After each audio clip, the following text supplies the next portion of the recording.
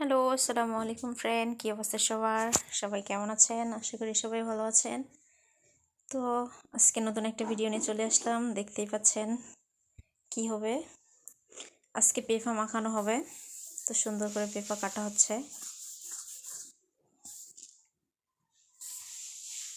অনেক পাতলা করে কাটা হচ্ছে মাখানোর জন্য।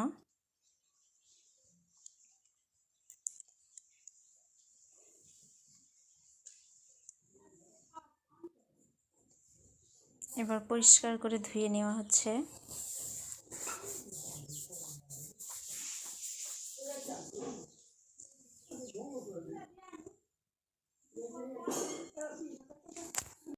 সুন্দর মতো ধুয়ে নেওয়া হচ্ছে।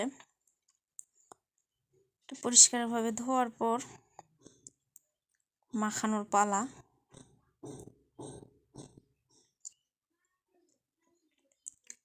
মাখানোর জন্য তেঁতুল নেওয়া হয়েছে, শুকনো মরিচ ভাজা হয়েছে, লবণ। এবার এগুলো মাখানো হচ্ছে।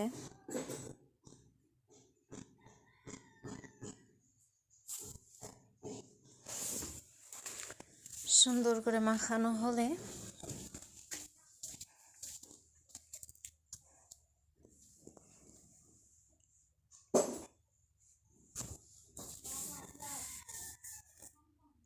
সরিষার তেল দেওয়া হচ্ছে। অবশ্যই আমাদের বাড়ির সরিষার তেল। এবার হচ্ছে আসল কাজ। অনেক শক্তি দিয়ে এটা মাখাতে হয়। তেঁতুল দেওয়া হলো, মানে এটা যত মাখাবেন তত সুন্দর লাগবে আর কি। মাখানো যদি ভালো হয় তাহলে খাইতেও ভালো লাগবে।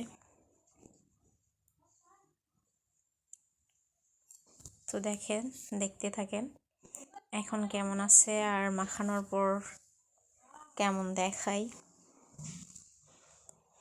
এটা মাখাতে অনেক সময় লাগে।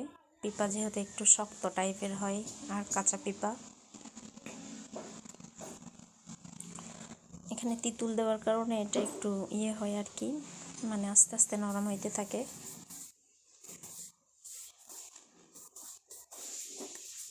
সুন্দর মতো মাখানো চলতেছে।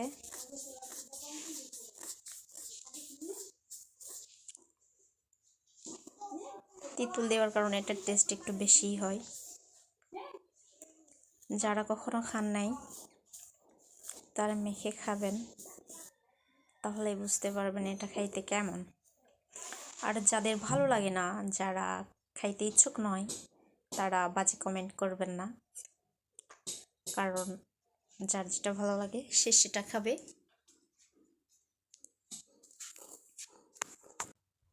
আস্তে আস্তে অনেক নরম হয়ে আসছে, দেখতেই পাচ্ছেন।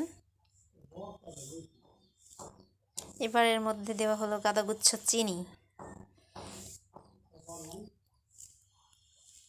তো এবার খাওয়া হবে। অনেক সুন্দর একটা গন্ধ বের হয়েছে। আর যাদের মুখে পানি চলে আসছে তাদের কাছে আমি সরি, কারণ তাদেরকে দিতে পারলাম না। ওকে, সবাই ভালো থাকবেন। আমি এখন খাবো।